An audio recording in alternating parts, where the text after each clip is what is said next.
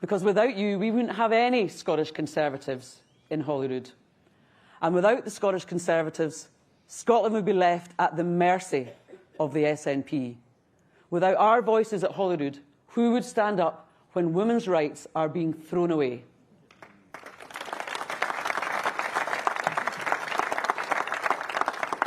Who would challenge SNP secrecy and sleaze? And who would hold the government to account when every other party in that place stays silent? Scotland needs strong opposition. Scotland needs fairness. Scotland needs common sense. And Scotland needs Scottish Conservatives in Holyrood.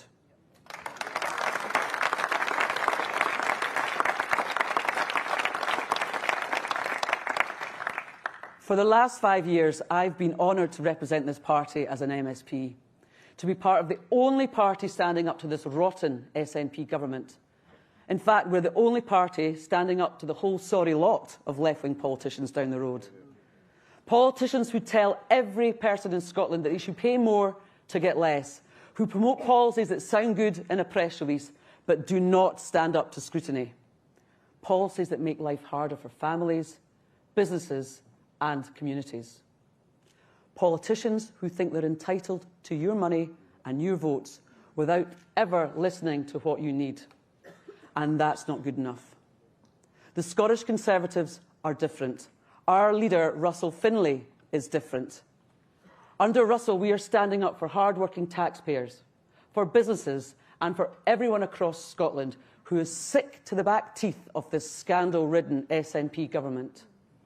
At the next Holyrood elections in just a few months' time, with your help, Conference, we will fight for every single vote.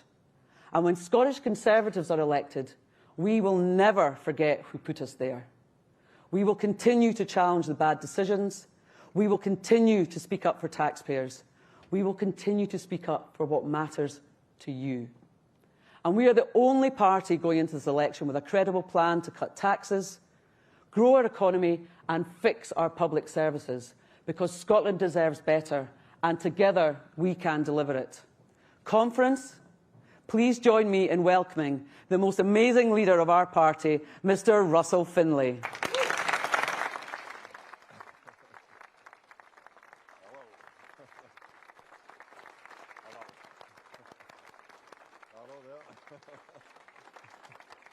Hello, how you doing? Thanks for that. Thank you. Thank you very much. Thank you, Sue. Thank you.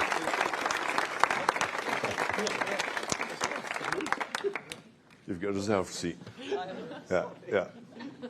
Good morning, Conference. For those of you that are not hungover, I'll say it loudly. Good morning, Conference. Good morning, Russell. Now, thank you all for coming here today and indeed this weekend.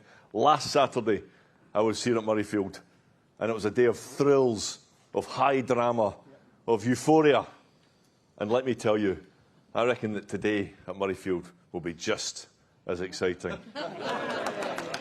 The only difference being that I've not had a can of Tennant's Lager for breakfast. I have a two. No, right. Now, I've spent the last year travelling to all corners of Scotland, speaking with people from all walks of life, and with you, our members, because you are the beating blue heart of the Scottish Conservative and Unionist Party. And without you, our members and activists, we are nothing.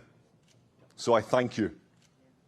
And I also want to thank everyone who has spoken at Conference, none more so than our UK leader, Kemi Badenoch. People are seeing what she is made of, and they like what they see: intelligence and integrity, duty and decency. Kemi looks much more like a Prime Minister than the actual Prime Minister.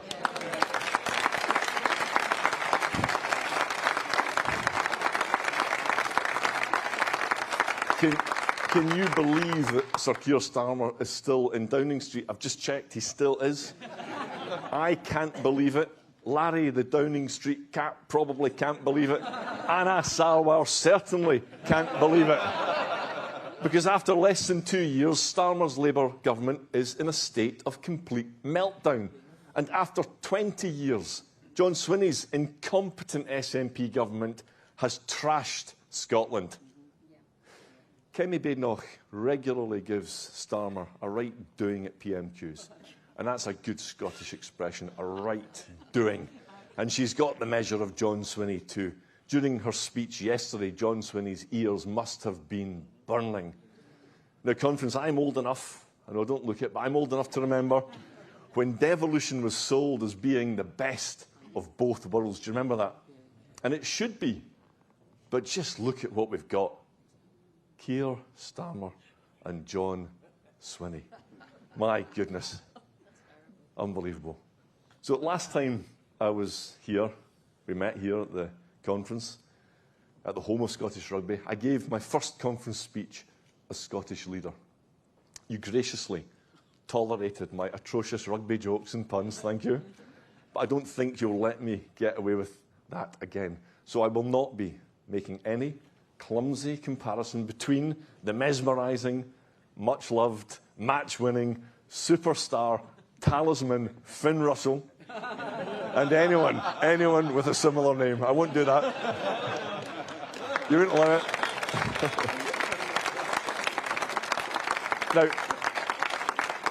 Now, back then, Kemi and I were still smarting from the 2024 general election result. We all were. We all knew that we had a big job on our hands to rebuild public trust. But I was confident. I knew that we needed to remember our values and to reconnect with them.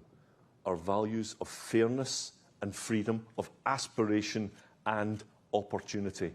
And to ask ourselves this question: what is the purpose of government? It's to give people and businesses the skills and the opportunities to thrive. It's to protect us in our streets and in our homes, and it's to be there for us when we're sick or in genuine need. But government should also know its limits. We believe that people, not politicians, know what's best for them and their families.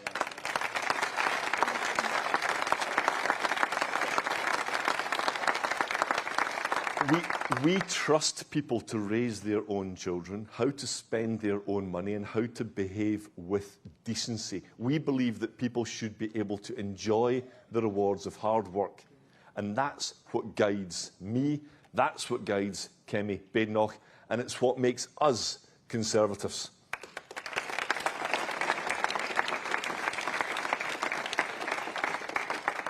Now, I first stood for election in 2021 because of my anger and despair. My anger and despair at what the SNP have done to our country. My grown-up daughter was just a baby when the SNP came to power. She's part of a whole generation of Scots who have known nothing else. And right now, we're at a pivotal moment with a critical Holyrood election on the 7th of May. The prospect, the very real prospect, just look at the polls, of 5 more years of the SNP is all too real. It fills me with dread, but it also motivates me. For the sake of Scotland, we need to get the SNP out of power.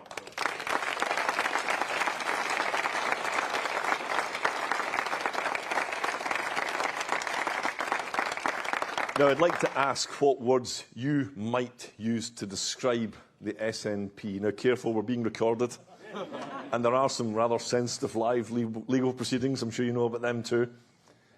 So I'll give you some, just at risk of legal jeopardy. Weak. Dishonest. Wrong. About everything. I could go on, but there's not a thesaurus big enough. And I'd also like to ask, what is the greatest of all the SNP's many failures? We could be here all day, but hear me out. Is it their trashing of Scottish education, with young people leaving school unable to read or write, with violence and disruption rife in our classrooms, children being brainwashed with nonsense about gender and taught to hate our own proud history? Or is the SNP's greatest failure the desperate state of the National Health Service? damaged by a succession of dismal health secretaries: Nicola Sturgeon, Humza Yousaf, Michael Matheson, Neil Gray. 1 in 7 Scots are on a hospital waiting list. Cancer treatment times and A&E targets missed year after year. These damning statistics don't tell the personal stories of misery, pain and loss. Or is the SNP's biggest failure Scotland's neglected and decrepit transport system?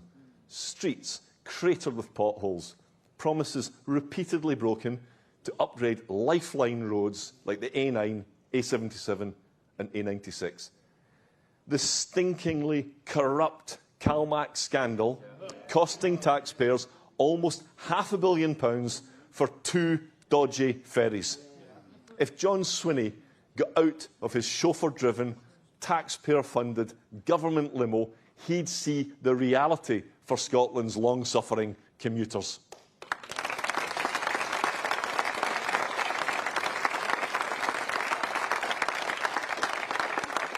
Or is the SNP's biggest failure Scotland's justice system? Victims and witnesses traumatised by chronic court delays and thousands of prisoners freed early. Police officers exhausted and disillusioned. Just go and speak to the Scottish Police Federation out there to hear the stories. The thin blue line stretched to breaking point. Gangsters flaunting with impunity their vast, dirty profits from Scotland's record drugs deaths. Education, NHS, transport, justice. The list of SNP failures is breathtaking. It is obscene. It is a tragedy for Scotland. A tragedy. But the SNP are not just incapable of delivery. They're ideologically hidebound, blinkered by their own flawed beliefs, and blinkered to contrary evidence and hard facts. Cult-like, we know they've always worshipped at the altar of independence, and they now have a new faith-based conviction: gender identity. How much time and energy is wasted in their pretense that men can magically transform into women just by saying so? The SNP, backed by Labour and the Lib Dems, passed Nicola Sturgeon's ridiculous gender self-ID law. It was our party who called this out. It was our party who said, enough of this nonsense. Thank you, Alistair Jack and Kemi Badenoch. That's Conservative common sense.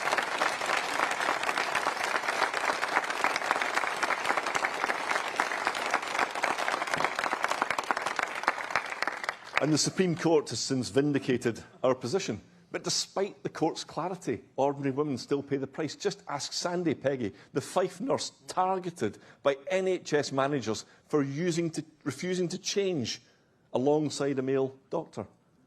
We also remain the only party that can be trusted to protect our fundamental right of free speech.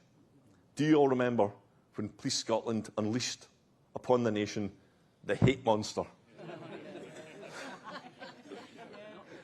The hate monster. Now, the hate monster was a product of Humza Yousaf's Hate Crime Act, a truly ludicrous character. I'm talking, of course, about Humza Yousaf, but it also applies to the hate monster. This spurious law stifles free speech and encourages vexatious police complaints about words causing hurt feelings.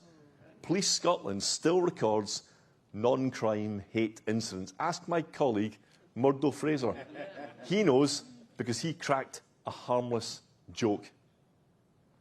Humza's hate crime law was yet another example of the SNP's wrong priorities. And here's another.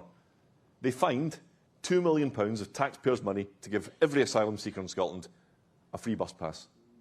And at the same time, they dither over taking a free bus pass from a thug who killed a bus driver, Keith Rawlinson. Shocking. But conference, steel yourselves, because I'm going to tell you where the SNP are really, there's not enough reallys here, really wrong. John Swinney, Humza Yousaf, Nicola Sturgeon, all wrong, and the rest of them. The only thing they truly care about is breaking up our united kingdom. Kingdom, the greatest nation on earth.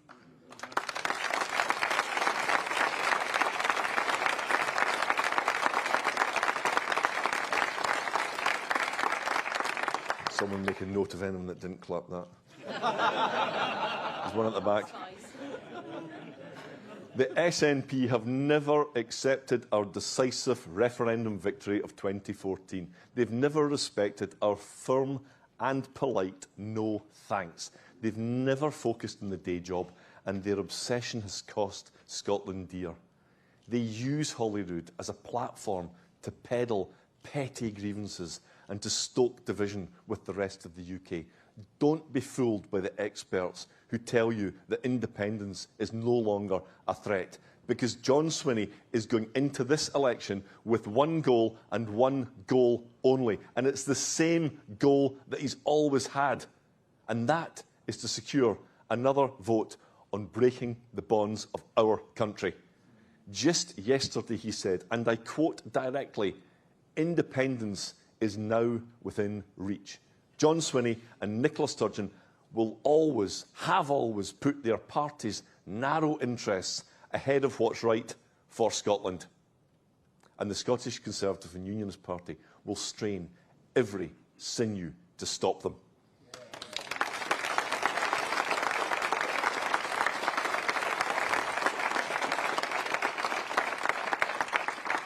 Now, a question that I often get asked is how? How do they get away with it? How do the SNP get away with it? And it's partly because they shirk accountability by pretending they're in opposition. They blame the UK government for all their problems. They manufacture disputes with the UK government. They needlessly diverge from the rest of the UK. I'll give you an example. NHS patients elsewhere in the UK have access to a free app to book appointments, order prescriptions and get medical help. But Scottish patients are stuck in the analogue age because the narrow-minded SNP rejected a UK-wide app. Only a few weeks ago, John Swinney was back in his soapbox bleating about another phony slight. He complained that he wasn't briefed about a UK-US military operation against a sanction-busting oil tanker linked to Putin's murderous regime. Any excuse for manufacturing a row with the UK government. Exhausting, distracting, pathetic. Stop whinging, Mr. Swinney, and get on with the day job.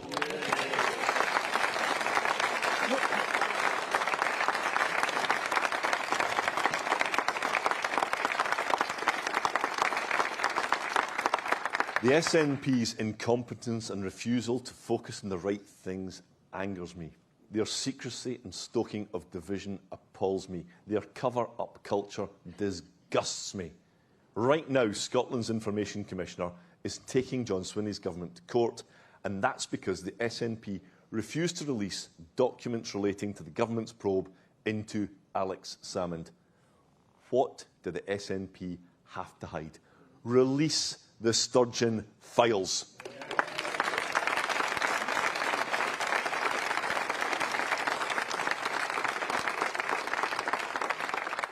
And talking of hiding things and mindful of the live criminal proceedings, how does one go about hiding a gigantic camper van? Allegedly. It's a useful word. The SNP's toxic culture has contaminated Scotland's public sector. A fish rots from the head down. Just look at the scandal of the Lord Advocate tipping off John Swinney about a serious criminal case against Nicola Sturgeon's husband, the former chief executive of the SNP. The public were kept in the dark while this information was given to the SNP, who had political advantage from it. Now, the Lord Advocate was appointed to the SNP government by Nicola Sturgeon and was kept in post by John Swinney. In the real world, people can see that this smacks of corruption, and I will not be afraid to say so.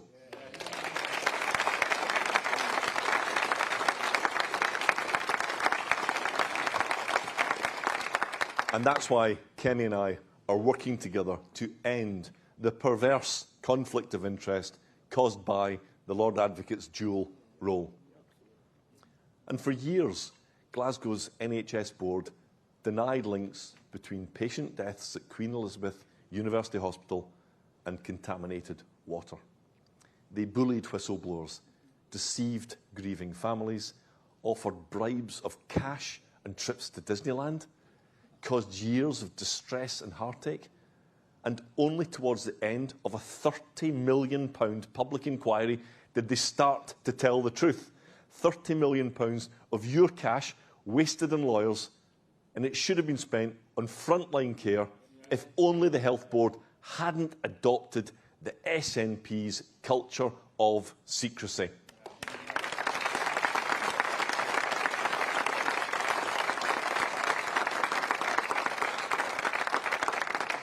The SNP's instinct to lie and to cover up is costing us dear. They boasted that more than half of Scots pay less income tax than they would if they worked in England. Not true. That Scotland has the greatest potential for wind power in the whole of Europe. Not true. In fact, you can safely assume that anything the SNP say about energy is not true. In 2014, their independence campaign was based on fantasy estimates about the price of oil, and they're now spinning a new big lie about energy. With independence, they say, cheap renewable energy will cut bills by a third. But ask them for the evidence, and they go quiet, because there isn't any evidence, because it's not true. It's the latest big lie from the SNP. SNP ministers routinely mislead the public, but John Swinney always gives them a free pass. In recent times, there was a minister who misrepresented an expert on grooming gangs, a minister who abused taxpayer-funded limos to go to the football, a minister who lied about an £11,000 iPad data charge. None of them sacked, not one. The SNP's instinct is always to circle the wagons, to deny, to deflect, to double down, and to treat the public with contempt. We've had nearly 20 years of this, yet we appear to have become numb to it all, numbed by the waste, the incompetence, and the lies. Well, enough is enough. Yeah.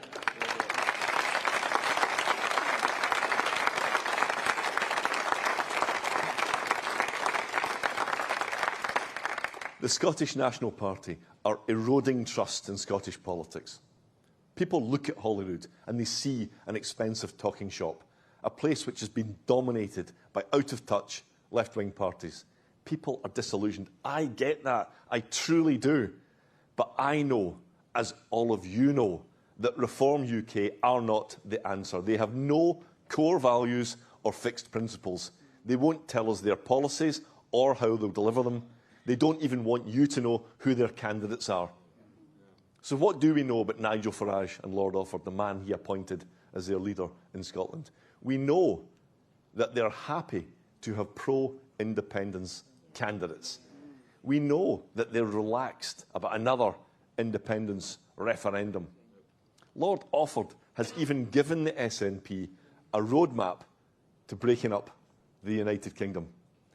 And reformed politicians have the nerve to drape themselves in the union flag and say that they're a unionist party. Aye, right.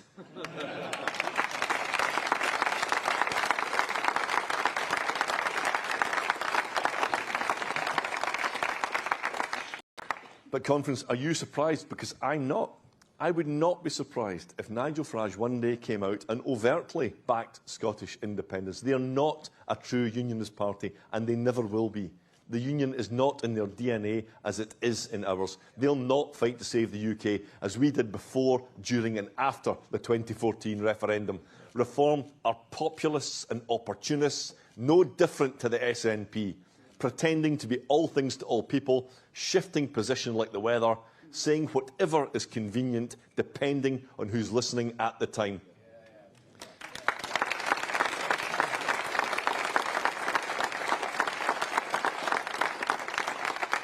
What's Reform's answer to the SNP's bloated benefits bill? They don't want to cut it. They will pretend, like all the other parties, that it can keep getting bigger and bigger and bigger. I mean, my goodness, Reform even supports the nationalisation of some industries. Does that sound conservative to you? Reform are a one-man band with no real values, no vision and no policies. They promise easy fixes to complex problems, sound bites instead of solutions, in it for themselves, not for their country. And what Holyrood needs is the only party with a track record of taking the fight to the SNP. A sensible and serious party with common sense policies.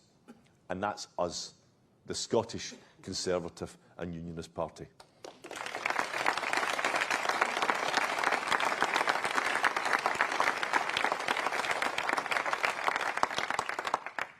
Turning to Labour. In Scotland, Labour have never, ever lost their sense of entitlement. Cheered on by the commentator class, a misguided arrogance that they deserve to rule by default. Labour often back the SNP at Holyrood. Anas Sarwar keeps falling into line behind John Swinney on gender, on hate crime, on sky-high taxes, and that's because Labour policies are almost identical to the SNP's. They're part of Holyrood's left-wing blob that blocks progress. Can any of you imagine a Labour government in Scotland getting to grip with the SNP's benefits bill? No, they can't, and they won't. Trade unions snap their fingers to get inflation-busting pay deals from the SNP. Can you imagine Labour being any different? Can you imagine Labour taking bold action to fix Scotland's problems? No. Now, Labour used to talk about change, but just look at the change they've delivered in the form of Keir Starmer's disastrous government. 15 major U-turns and counting, probably 16 by the time I sit down. Even Anas Sarwar knows that Starmer's a dud. Anas, what took you so long to realise? Labour cannot and will not deliver the change that we need in Scotland. They don't have the people, they don't have the answers, they don't have the strength. And then, of course, there's the Lib Dems. Conference. One of the worst days of my brief political career was when a taxi driver mistook me for Alex Cole Hamilton.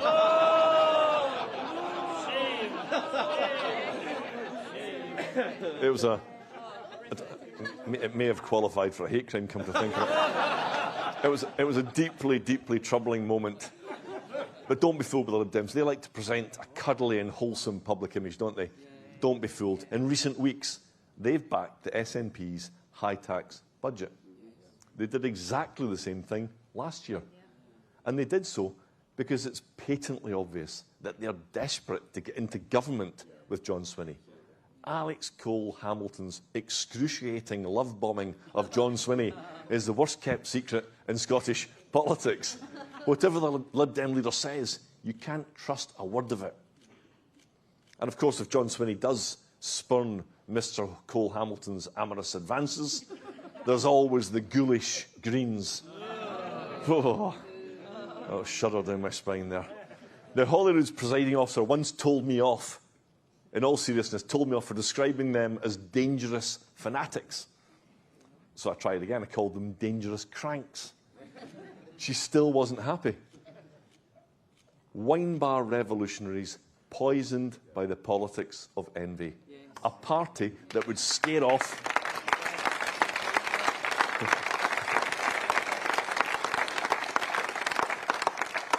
Sue liked that. She really doesn't like the Greens. A party that would scare off entrepreneurs and create jobs, but welcome every single illegal immigrant. They want to legalise heroin and cocaine and would drag Scotland out of the UK and out of NATO.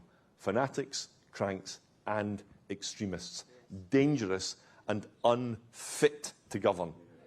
Yet John Swinney and Nicola Sturgeon welcomed them into their government. It was called the Butte House Agreement, and it was a complete disaster. Ending it was actually the only useful thing that Humza Yousaf ever did.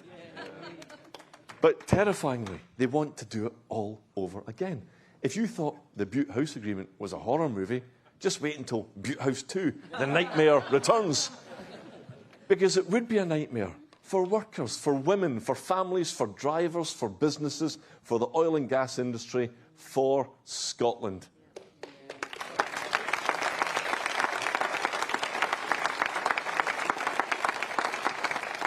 Now, when I addressed you here last year, I set out our common sense blueprint. I talked about securing better value for hard-pressed taxpayers, ending wasteful spending, cutting red tape, shutting quangos that only deliver SNP lines, fixing public appointment rules to end SNP cronyism. I talked about reducing the core civil service to levels that were quite adequate a decade ago. These cuts would also support businesses to grow, to create jobs and to boost the economy. We need to reduce the SNP's benefits bill. That obvious truth shouldn't be a controversial thing to say, but we're the only party saying it. Of course we value social security for those in genuine need, but Scotland simply cannot afford to spend £10 billion a year on social security, and that's where the SNP is heading. £10 billion, that's over £27 million of taxpayers' cash going out of the door every single day. In my speech last year, I also talked about scrapping the SNP's foolish fixation on net zero by 2045. They would make us all poorer by chasing a target that we know is not affordable. Last year, I told how we proudly support our oil and gas industry. We still do, where the SNP and Labour betray those workers. We also back clean and green new nuclear power. And we support those fighting against mass industrialisation in their beautiful corners of Scotland. The mega pylons, the solar farms, the vast battery storage plants. Last year I also talked about shorter waits for GP appointments and hospital treatment. I talked about education and the urgent need to reverse the decline in our schools and to restore order and safety in classrooms. However, since last year, all of these problems have not improved. They've only got worse under the SNP and Labour. But we refuse to sit idly by. We have been working hard to turn the vision I set out then into a common sense range of policies now. Not sniping, but solutions. And with the Scottish Parliament elections in 75 days' time, I will guarantee you this. The Scottish Conservative Manifesto will be the only one to honestly address the problems that our country faces. The only one that will tackle them head-on with smart, credible and affordable policies. And let me share some of these ideas today. We've already announced some fantastic ideas in recent weeks and at conference. The magnificent Miles Briggs, there he is over there, published our plans to fix Scottish education. We would scrap the SNP's failing curriculum for excellence, so-called, and replace it with a knowledge-based curriculum for aspiration. We would restore order and ban phones in the classroom so that pupils can learn in safety and in peace. The superb Sue Webber has set out how we would fix Scotland's roads. This includes the most ambitious plan since devolution to upgrade Scotland's trunk roads and create a new national pothole fund. The marvellous Megan Gallagher unveiled our plans to solve the SNP's housing crisis. We would rip up red tape for house builders and scrap the unfair, unconservative tax on buying a home. The awesome Alexander Stewart, where's he gone? There he is. Like the alliteration, by the way. The awesome Alexander Stewart set out how we'd tackle the SNP's bloated benefits bill. Our plan would save taxpayers over £1 billion, and we would use that money to cut your taxes and to lower bills. And we do so because the SNP has made Scotland the highest tax part of the United Kingdom. Their income tax rises cost Scots £1.8 billion more each year. middle-income Scots are forced to pay £1,500 a year more than colleagues elsewhere in the UK. This money is taken from people's wages when they're already struggling to make ends meet. We want to put that right. We would ensure that more people are taken out of paying income tax altogether, and we would cut income tax to 19 pence in the pound for lower and middle income earners.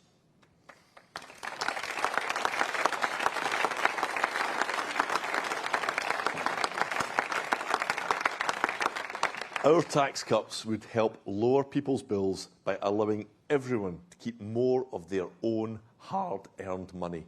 Now, you'll often hear me talking about taxpayers' money, and that's because I know, just as you do, that money spent by government comes from taxpayers. The other parties think it appears as if by magic.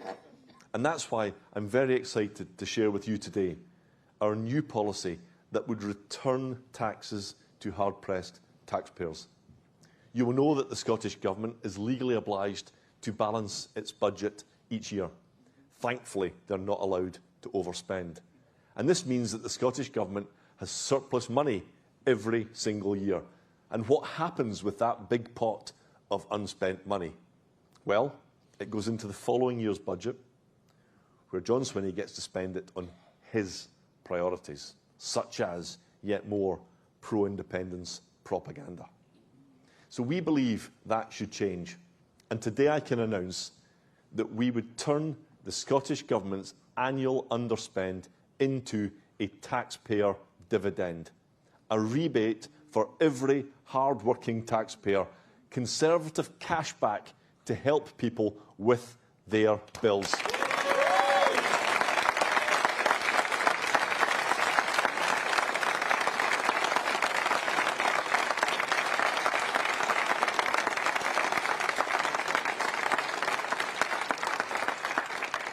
Lots of happy taxpayers.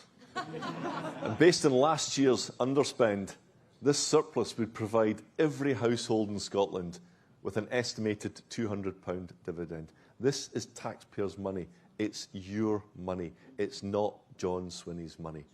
And I say it with pride and with conviction. We want to cut tax, while the SNP will always try to find new ways to snatch your cash. So all the other parties stand for higher benefits spending, which can only be paid for with higher taxes. And that's what all of the independent financial experts are saying. We will always tell the truth. The Scottish Conservatives stand for reducing the benefits bill to cut your taxes, and we will return unspent taxes to taxpayers.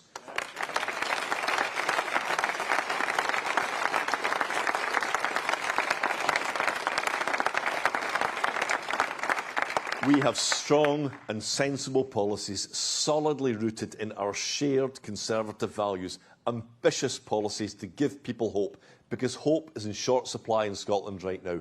And we all know why. The Scottish National Party. The SNP are serially incompetent and dishonest. Reform is not a unionist party standing for nothing but themselves. Labour are weak and share the SNP's damaging policies. The Lib Dems actively support the SNP, and the Greens are deranged.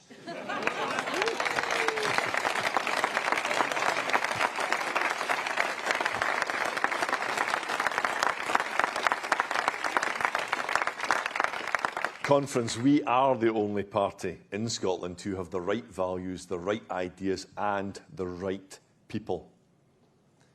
What are we in it for? What am I in it for? We're in it to make a difference. I'm in it because I care about our communities and our country. We want a Scotland based on our values: fairness, freedom, opportunity. That's what motivates me. I'm not a career politician like Anna Sawar or John Swinney. Like most of you, I've worked in the real world. As a journalist, I stood up to organised crime, and I stood up for ordinary, decent people. I exposed wrongdoing, and I gave voice to the powerless. And I still do. I see Holyrood as a means to an end, not as a comfortable career. And I'm frustrated by how out of touch it is. Scottish Conservatives stand up for Scotland. we stand up to the SNP and their little helpers of every colour. And it's a job that we take seriously, because it's a job that no one else is willing to do. No one else is standing up for the values that we believe in. No one else has the common sense policies that many Scots agree with, even if they haven't voted for us before. Holyrood needs a strong Scottish Conservative voice like never before. Without one, the Parliament will keep turning its back on swathes of the country it's supposed to serve. So we are going to fight. I'm going to fight with everything I have. Our dynamic Scottish Conservative MSPs, MPs and councillors are committed, industrious and connected to their communities. They're on the side of ordinary, hard-working Scots.